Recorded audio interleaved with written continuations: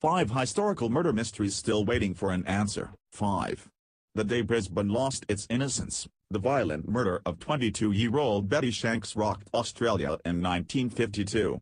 Betty's brutally beaten body was found in a garden in a suburb of Brisbane on the morning of September 20. Her death sparked the biggest criminal investigation in the history of Queensland, but all efforts proved fruitless. Today, it still remains the oldest unsolved murder in Brisbane. Police only had one solid lead to go on, the description from a taxi driver of a man he saw jump a fence toward the scene of the crime at 10:30 p.m. and then come back 3 hours later. Investigators interviewed dozens of suspects and even obtained a few confessions, but all of them proved to be false. The case stirred up new controversy in 2014, when 2 authors published books around the same time, pointing the finger at different people. One of them was Brisbane academic Ted Duz. The other was former journalist Ken Blanche, who covered the original case back in 1952. Duz claimed the killer was a locksmith named Eric Steary, who attacked Betty Shanks when she rebuffed his advances.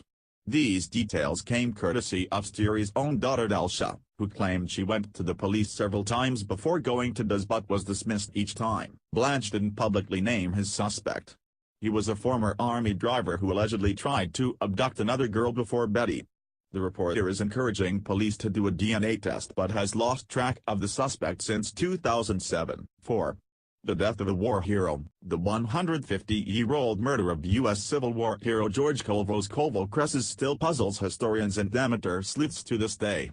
The Greek-American first came to prominence as captain of the USS Saratoga during the war.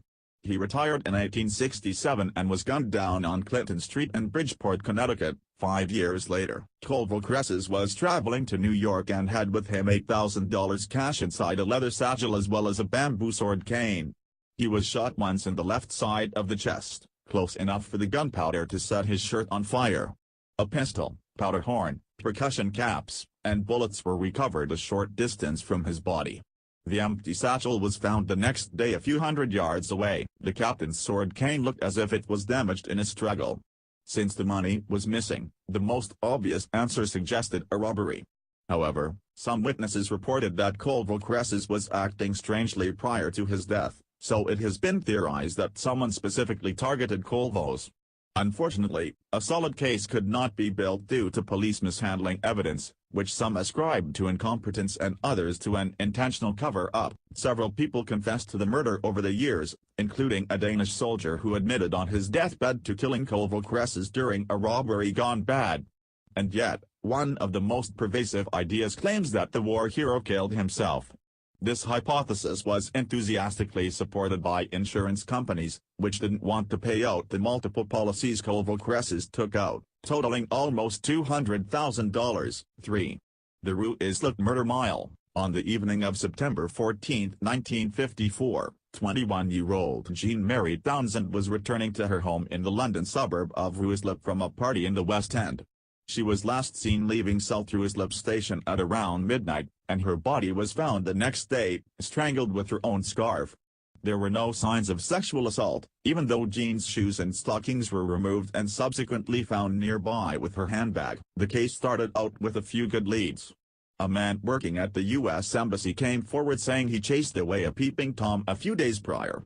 A woman who lived close to the murder scene claimed she heard a woman scream that night and, shortly after, 2 men arguing, one with an American accent. 8. Investigators believe the killer could have been an American serviceman, most likely stationed at the nearby South Ruislip Air Station. They also considered the possibility that this wasn't his first murder. Earlier that month, a prostitute named Ellen Carlin was strangled in Pimlico, shortly after being seen with a U.S. Air Force sergeant. However, this murder was subsequently ascribed to Scottish serial killer Peter Manuel. Despite the promising start, detectives never found a viable suspect for Jean Townsend's murder. 16 years later, another woman named Gloria Booth was killed in the same way as Jean in the same area, now dubbed the Ruislip Murder Mile. Police considered the idea of it being the work of the same culprit but never found anything to substantiate the claim. Gloria's sister became convinced that Gloria fell victim to the Yorkshire Ripper. 2. The shooting at Porton Cross. On October 13, 1913, Mary Spear Gunn was sitting in front of the fire along with her sister and her husband, Jesse and Alexander McLaren, in their cottage outside Porton Cross, Scotland. Suddenly, gunshots started ringing out, and bullets came flying through the window. All three were hit, but Alexander and his wife recovered from their injuries. Mary was killed instantly with the shot to the heart. Initially, authorities believed that Alexander McLaren was the intended target. The first shots went through his chair and missed him by inches. He had just retired from farming and had sold his livestock at auction. Anyone aware of his affairs could have assumed the family kept a tidy sum on hand. Robbery looked like a likely motive, but the shooter made no attempt to enter the cottage. Perhaps he saw he failed to kill Alexander and, having run out of bullets, didn't want a direct confrontation. Afterward, investigators opined that it could have been a spurned lover who wanted Mary dead. She was well known for her good looks and was affectionately nicknamed the Beauty of Bath. Police made inquiries all the way to Canada, where Mary Gunn previously lived with another sister, but they couldn't find any solid leads. All authorities knew was that the killer was, most likely, a stranger. Several locals claimed that an unknown man approached them that day, asking for directions to Porton Cross. Over a century later, he still remains unidentified. 1. The death of a nobleman. For almost 700 years, the death of Italian nobleman Cangren della Scala was considered accidental. However, in 2004, a modern autopsy confirmed long-held suspicions that he had, in fact, been poisoned. Of course, this begged the question, who killed him? Part of the ruling family of Verona, Cangren first served in the military during the Gulf-Ghibelline Wars. He became sole ruler in 1311 and conquered several nearby city-states. In 1329, after multiple campaigns, Cangren finally took control of Treviso. During his state entry, he fell ill, took to bed, and died a few days later. Contemporary accounts said that Cangren became ill after drinking from a polluted spring. However, modern historians pointed out that his symptoms could have also been indicative of poisoning. When his body was exhumed in 2004, scientists found that it was naturally mummified, and several organs could still be examined. They performed a full autopsy, but it was palynology which gave them their biggest clue.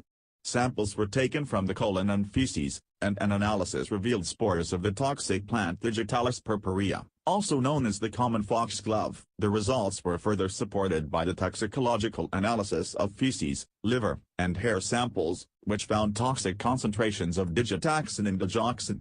While Cangren's death was almost certainly murder, the culprit's identity will likely remain a mystery. Historians have one obvious suspect, Cangren's nephew, Mastino II, who took power after his uncle's death.